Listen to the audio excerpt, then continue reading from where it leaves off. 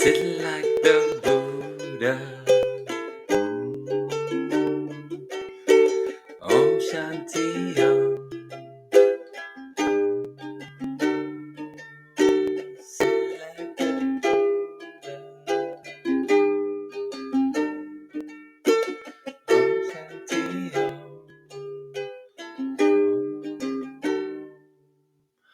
Okay, the BuddhaBrot 528 hertz and the undiscovered self.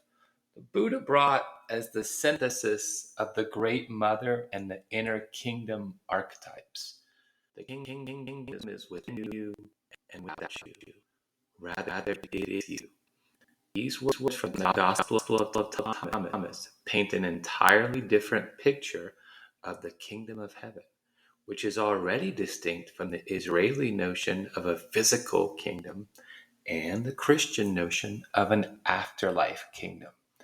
The actual kingdom Jesus Jmmanuel was referring to was what the Pleiadians refer to as creation and the infinite spirit of creation. The infinite spirit of creation, the Spiritus Sancti, Kadosh, Kadosh, Kadosh. It is the part of us that is infinite and eternal. It is the undiscovered self. It is operating at a frequency like 528 hertz that resonates with the heart chakra and the color green and the frequency that allows us to repair DNA. In fact, all of the ancient Solfeggio frequencies have unique spiritual and psychological effects. But the 528 hertz frequency is of particular physical and biological importance. The number 528 is found in the geometry of the double helix or intertwining double spiral of our human DNA. In the early 20th century, American scientist and inventor Dr. Royal Raymond Rife conducted research on the effects of various frequencies. A practitioner of radionics and electromagnetic therapy, Rife specifically referred to the 528 frequency and its ability to repair DNA. Dr. Rife asserted that specific frequencies could heal us from disease with the use of vibrational frequencies, also known as radionics. This is from Royal Rife Machines, FAQs 2020. So also molecular genetic investigations have shown that the 528 hertz frequency can be used to repair defective DNA strands or restore DNA to its original state. Scientific studies indicate that it increases the UV light absorption in DNA and can cure DNA by removing impurities that cause certain diseases. Okay. The universal law of vibration indicates that all matter and molecules are constantly moving and vibrating. When we vibrate normal water at the 528 hertz frequency, it begins to vibrate synchronously and creates the crystal-shaped high-energy water clusters that form the DNA's protective matrix. The 528 hertz healing frequency can positively influence water cell clusters and support the elimination of toxins. Bioresonance tests have measured up to a 90% improvement in vital functions after exposure to 528 hertz. Water that is clustered in a six-sided or hexagonal shape is of incredible importance for the structure and health of our DNA. When we vibrate water at 528 hertz, it begins to vibrate synchronously and creates the crystal-shaped high-energy water clusters that form DNA's protective matrix. In Fork in the Road, biochemist Steve Kamitsky points out that these water clusters vibrate at precisely 528 cycles per second. Although this may have an indirect effect on DNA, it is at the same time a remarkable example of the potential of this miracle frequency to heal our DNA. And the conclusion can be drawn that the frequency can protect and heal our DNA. In fact, miracle comes from the original mira gestorum. It's like a mira gestorum. That's the original word for miracle. So the 528 hertz is a repairing or healing frequency. So just so, this BuddhaBrot is a healing entity. Like the Great Mother, he symbolizes abundance and enlightenment with the well-known pineal gland crystal pineapple seed complex on top. His illustrious man bun.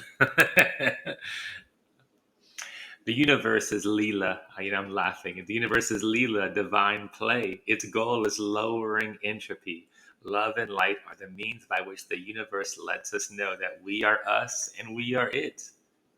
We are each other. I'm manifesting you and you're manifesting me. The end all be all lies within us, but it is a tiny fractalized portion of the infinite intelligence.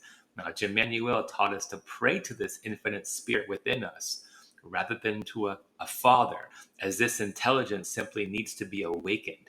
We are all Buddhas in potential. It's hard to believe that the ancients didn't understand this fractal geometric energetic web of creation that supports and sustains consciousness, judging from the monuments and the mandalas that they created and still create. I'm looking at an image on my computer of the Borobudur temple in Java, Indonesia. Okay, so there's an image on is a bunch of these bell-shaped sort of spherical spiraling forms of stone, and it looks like in a few the bell on top has been taken off, so you see that the Buddha inside of the bell with his hands in a mudra, but it looks very much like he's piloting a Merkaba, but they're also arranged geometrically. So I described it. This is an image of the Buddha inside of a bell-shaped Merkaba disc. I suggest that this image is meant to convey the idea that all of us are Buddhas in potential. Conversely, it could be showing the geometrical arrangement of intelligent infinity, or what Thomas Campbell calls the greater consciousness system. It might also be related to the Judeo-Christian concept of the logos, the word, mind, symbol of God, or the greater consciousness system. So be a Buddha just means letting all that random in all the darkness, okay? And just letting go of all of it as we become emptiness itself. So become non-attached. Feel your feet. Feel the crown of your head. Let the energy come up from the feet, the right leg, and let the left leg ground the energy back down. That's in the inner, it's the inner orbit of the hot and cold, the same way you have on your tap. You have the hot water and the cold water. The right is usually hot, the left is cold. It's just something built into this universal reality. Duality is not the ultimate truth, but the principle of masculine and feminine, of duality, is definitely the way it's explicated, the way the implicate order is made explicate. So the right leg is the warm rising current, and the left leg is meant to be the cooling current. The right leg is meant to be related more to this energy of love and Venus. Wow, actually I had that backwards. let me chill. As I say chill, yeah, the real victory comes from this energy that's called Netzach in the Kabbalah, and that's the left leg. And that is actually sort of Venus rules that aspect. Netzach, while Hod is on the right side, and that's related to Mercury, this winged messenger. The quick running mercurial mind that is more associated with the left hemisphere of the brain, with all the quick ideas and the chatterbox, while the soft-spoken Venus energy typically can be more effective by saying less, but it's just standing in your own power, and that's where you let this energy come up, and that fills up what's referred to as the earth tetrahedron in the Merkaba. It's your base of power. It's this earth chi, or earth energy, and that is a surplus of H plus ions that build up at the Dantian region. And that's how you get the ATP. You need the H plus ions to get the ATP, to get that cellular energy. And while your body is vibrating at this 528 hertz frequency, it's much easier to do that. So we're storing that H plus ions and that free energy. We're storing that in the dantian below the navel. That's the power complex that helps to activate the third ray, the solar plexus chakra, which is where the gallbladder, liver, pancreas, all those organs are nourished by this energy that really has to be allowed in, because believe it or not, the act of like learning how to control our bowels and learning how to sit and all that, it's really disrupted the natural flow of our energy. Our attention has been placed outwardly. It's been externalized in school.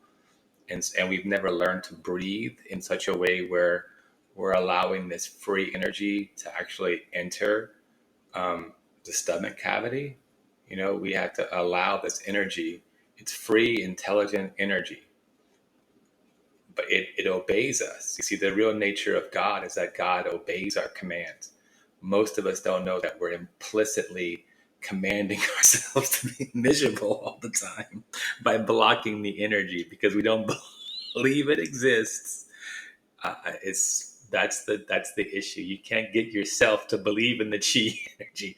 That's why I'm talking about H plus ions. It's hydrogen ions, protons. The most abundant thing in the universe is hydrogen, and it's typically found when the universe begins, at least, as H plus ions. It's H plus ions all through the body, okay, all around the body in the proton wind or plasma wind, just like the sun has. That's the upper tetrahedron, the sun tetrahedron that's going counterclockwise. This energy is around us already, and it's murky and sludgy for most of us because we're not moving it, we're not charging it with the free electrons from the earth, we're not grounded physically, we're not barefoot, we're not in touch with Mother Earth or Gaia or the core of Gaia, which is where her actual beingness is, which once we connect to that, the game is over.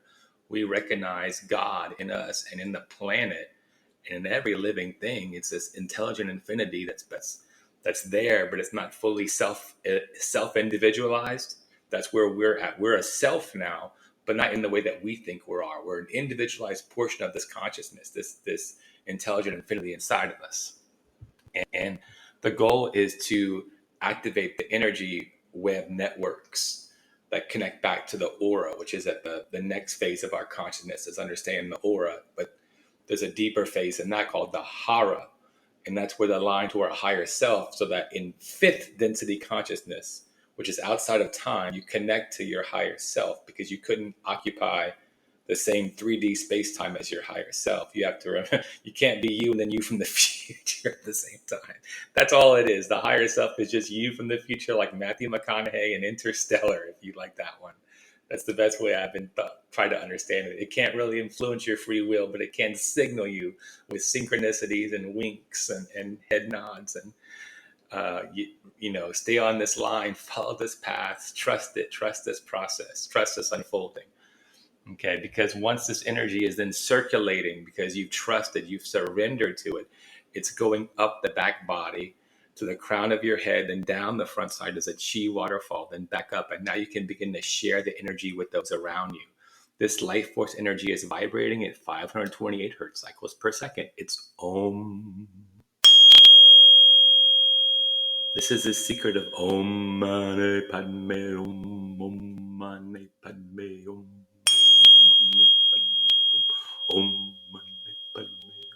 It's that building up of that intelligent energy inside of you, and you're just releasing yourself. Om Mani Padme Om, Om Mani Padme Om. These Tibetan singing bowls perform a similar function of just getting your psyche to surrender and let go. The ego with that opposable thumb has to let go. You see, the logos says, let me continue reading. So the jewel in the lotus is you. The Schwartz is in you, Lone Star. So how do we heal? How do we become whole? Well, here are several question and answer sequences from the Law of One, or the raw material that I sincerely hope will be of service. So question 420. My objective is primarily to discover more of the law of one, and it will be very helpful to discover techniques of healing. I'm aware of your problem with respect to free will. So any higher being, whether it's our higher self or any advanced consciousness, they have to respect our free will if they're good. The evil beings obviously don't care about our free will, but the good ones. So let me return to what he's saying. Can you make suggestions? This is Don from the Law of One asking Carla, who's channeling Ra, this question. You cannot make suggestions, so I will ask you if you can state the law of one and the laws of healing to me. I am Ra, the law of one, though beyond the limitations of name, as you call vibratory sound complexes. I imagine I'm James Earl Jones here doing Ra as the law of one. Let me start over. The law of one, though beyond limitations of name, as you call vibratory sound complexes, may be approximated by stating that all things are one, that there is no polarity, no right or wrong, no disharmony, only identity. All is one. And that one is love, light, light, love, the infinite creator. One of the primal distortions of the law of one is that of healing. Healing occurs when a mind, body, spirit complex realizes deep within itself the law of one. That is, that there is no disharmony, no imperfection, that all is complete and whole and perfect. Thus, the intelligent infinity within this mind, body, spirit complex reforms the illusion of body, mind, or spirit to a form congruent with the law of one. The healer acts as an energizer or catalyst for this completely individual process.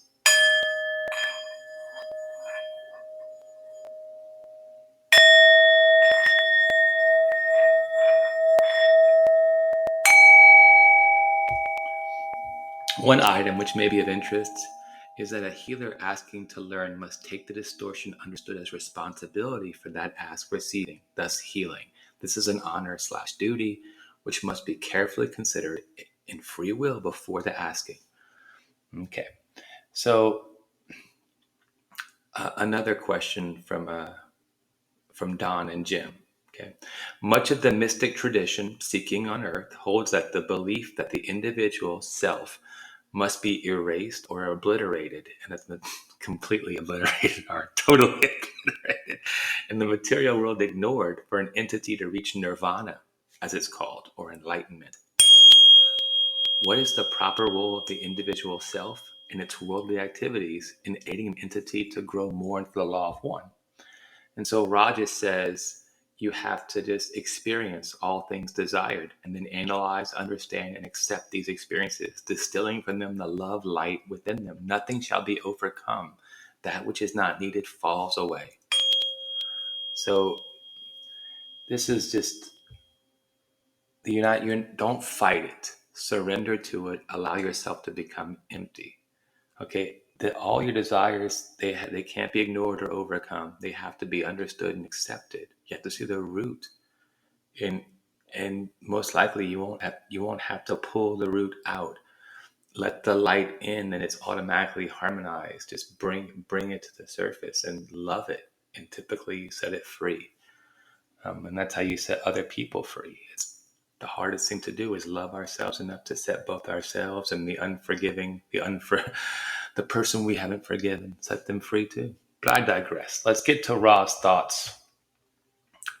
Remembering that Ra is a sixth density collective consciousness originally from Venus that created the Great Pyramid using thought. They said they spoke to the higher consciousness of the rock, is what they said. And the rock, they were able to cooperate with the rock, and the rock took the form that they asked it to. They cooperated with the living intelligence of the rock. That's what they said. But I digress. Anywho, they got mixed up with the sun. Ra is not actually the sun, but that's another story. Anyway, they are truly an enlightened group who can help to explain some of the strange realities we see here on planet Earth in 2025. So they don't talk. There's a one infinite creator, the great central sun. Then you have smaller suns, obviously, in the center of galaxies and in the solar system. So our particular logos, I choose to refer to, I believe, I'm imagining as our local sun. Okay, so you can definitely understand the logos as a sun-like entity. And that's what Ra says. The great creator in all its potential, infinitude, will eventually become a great central sun before all is reabsorbed. Okay, and that's how this universe sort of breathes itself back in. But as of right now, this logos created a consciousness experiment with 22 archetypes for the human being, okay, with the opposable thumb to go through as 3 sets of 7, okay. Um, the archetypes come from the cosmic mind, and the cosmic mind is a storehouse of forms of consciousness or thought forms that the logos can use when creating a consciousness experiment, such as the one that our local sun, which I'm going to say is Sophia, created for us here with the approval of the Council of Nine, which reside higher into higher densities of Saturn, supposedly. Then you have the 4 and 20, these intergalactic cedar races that help to seeded consciousness. But so they all worked in cooperation to create this experiment, and that soon we're supposed to have a harvest of this planet to a higher density of consciousness. We're going to become telepathic, become one, or realize our telepathic oneness on a more conscious level. That's the idea. Okay. And that's what this new age or fourth density is supposed to be about, this new golden age. We're actually going to be we're going to be told once again what the plan actually is and how the archetypes all work. And so we have 3 sets of 7 archetypes, 777, right? 7 archetypes of the mind, blackjack, right? 7 of the body, 7 of the spirit. Okay. Then the 22nd archetype is called the choice. We view this as the fool, reborn or enlightened in the tarot, and that's essentially correct. When you give, you begin to live. You get the world, like Dave Matthews says, and you might die trying. You got to be a fool and go up to and just go for it. Don't think you might try. Don't think you might die trying, because you'd be as good as dead if you might die trying. So this particular archetypal experience, as Raw states to the LNL research group, is the most far out complex of all time, according to Raw. So our particular consciousness experiment in our local solar system, our local area, is the most far out and complex. We're isolated, if you will, we're trapped. We use our thumbs to make weapons of war, while all the while we are images of the one infinite creator. We must choose love and kindness, and the universe will support us, because that was how the logos designed the game, or the simulation. Okay, let me allow the 6th density consciousness to speak here. So what Ross says is the choice of form is prior to the formation of the archetypal mind. So a logos decides, I'm going to use this ape-like bipedal form with the opposable thumb. I'm going to vest this particular life form with 3rd density consciousness or self-awareness. Okay, so how can I do this? I'm going to give them an archetypal mind. Okay, so at that point, the logos creates its plan for evolution with these archetypes that eventually become an archetypal mind, which Jung would say is the collective unconscious, if that makes sense to you. So all these particular images can be universal. Then you have your personal unconscious, and sort of your higher self can grab these archetypal images and project them through your memory and your life and your personal unconscious to help give you things that will guide you on your journey to health and wholeness, to becoming to the self with the big S instead of the self with the little s. So our particular logos, when it created its own particular creation, was at some point far down the evolutionary spiral of the experiment with the significator. Now, anywho, the point is that this is a very difficult experiment. They call us mind, body, spirit complexes, because we're walled off from the unconscious part of us. We don't know our past lives. We don't know, we're shielded from all this information. We have to just trust the universe and be kind, and then it comes to us.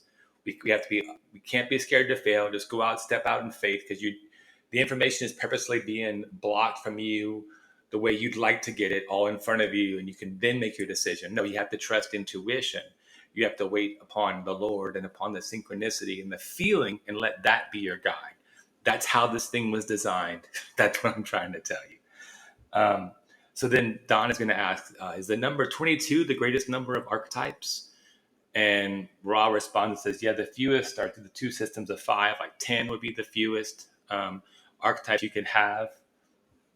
And he says the archetypes were not developed all at once, but step by step. So there's been a bunch of iterations of consciousness experiments throughout creation, and nothing goes to waste. And so they get farther and farther out, and each particular logos creates its own consciousness experiment with its own domain or realm. But all of us are bits of the one infinite creator, and it's just it's an amazing idea. It's mind blowing. it throws like religion, if you will, out the water, but it keeps the baby, if that makes sense. You're the baby, Jesus is the baby, we're all the baby, Buddha, they're all the mother Earth. We're all trying to become sentient and conscious and full of this light and love that's ubiquitous. Okay. Um, so yeah, it's all about it's Ra can talk about physics and something about love, and that this continued application of love creates rotations of these vibrations of light, which are in discrete units of angular velocity. This create the chemical elements in our physical illusion, and you know, it's just, here's what Ra says: from the logos comes all frequencies of radiation of light. So we get the 7 rays. These 7 rays come from the logos, right? The sun. That's the easiest thing to do. Is just say the 7 rays of light come from the sun. These are intelligent rays. They carry, and the light is also love. That makes any sense? It's love, light, light, love. There's intelligence in the rays of light based upon something in the geometry of the configuration. It was all by design. It's an information stream. That makes sense to you, but it's also a love stream. um, anywho, and we're all considered sub logwa. There's a logos, and then we're all sub logos or a sub logwa. But I don't wish to digress. The goal for Jung was based upon this idea of squaring a circle, of having this quaternity, right? This you get this a square inside of the circle, or the circle divided into 4, and however you want to do it. The human heart, I'm pretty sure, is the image of this as well. You can say it's the brain, but the heart has 4 chambers. And we know the left ventricle is the one that creates this toroidal vortex. And it seems like this action is something that the brain is sort of modeling or reflecting or using to base a lot of its calculations, as well as the whole autonomic nervous system. And the right hemisphere is much more closely connected to all this, which is why it's more like the heart mind and the Shin in the Japanese system. And so becoming this Buddha of the basin for me is just surrendering to the heart mind, letting my heart, just feeling my heart fill, letting my stomach fill. It's this idea of abundance. This BuddhaBrot is this great mother of abundance, because the great mother archetype was expressed without a face, really, just pregnant breast and a pregnant bosom, just ready to give life and abundance and fertility, like the Empress card in the tarot.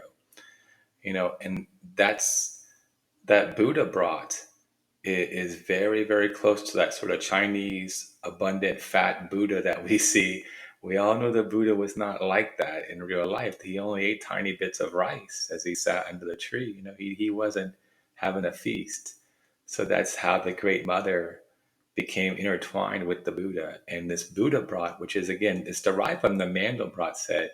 If you just let in more light and let in more of the sort of random number, more of the integers that you had restricted when the Mandelbrot set, it's like you just open up the flow a little bit more, and the Mandelbrot set becomes the BuddhaBrot. But let me get back to Jung, because what Jung understood, this idea of the quaternity, implies to 4 different methods of getting information. That there is sensing, which is distinct from feeling, which is distinct from thinking, which is distinct from intuiting. Okay, so I'm an extroverted intuitive. Jung understood that there are 4 different routes to getting information, and that went into his thinking on cognitive types. Okay, so he then combined the extroverted and introverted frames of reference, and then copied and pasted those 4 cognitive styles onto the frame of reference that's most dominant for you or for the individual. So whether you're extroverted most of the time and you're an extroverted thinker, extroverted feeler, extroverted sensor, or extroverted intuitive, or you could be introverted feeler, thinker, intuitive, or sensor. And the goal is to figure out what is your dominant method, and then look at the people around you and what is their dominant method, so you can achieve peace with them and repair whatever relationship damage has occurred. This is the same thing with using astrology, tarot, and numerology. You can understand people. Oh, what's your sign? what's your birthday. You can understand their numerology. You can read their tarot cards. Let them do their own tarot card reading and see what their higher self's trying to say to them. What did they build their life to look like? What was the intent when this life was designed beforehand? Okay. Because otherwise you get caught in the default network, okay, which is basically formulated in between Broca's area, Wernicke's area, the left temporal parietal junction, along with the dorsolateral prefrontal cortex and the posterior cingulate gyrus, all of which culminate in the autobiographical self operating in default mode network to solve problems in most likely a reductionistic, linear, syntactical style. Okay, worship the same idols our father worshipped, create the same nonsense materialism story. This is who I am. This is my job. This is how I have a wife and kids. My right hand is gesturing. My thumb is wiggling. That's the part that's so difficult to surrender. That's exactly the way the Logos designed this consciousness experiment.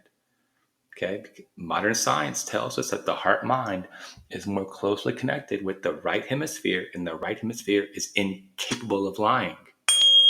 It is a big picture thinker and looks for creative ways to render reality so as to incorporate more data. It is always trying to better pixelate the image of the self, seeing the object as one continuous process that is always impossible to render because all is one and both the self and its object are illusory, except when the object becomes awareness itself. Then we are truly empty and illuminated. This is the BuddhaBrot undiscovered self. It is born of this heart mind that is right hemisphere dominated and heart centered, and it resonates at 528 hertz while operating at a theta brainwave so as to deeply focus on the insight, the jewel in the lotus. Om Shanti Om.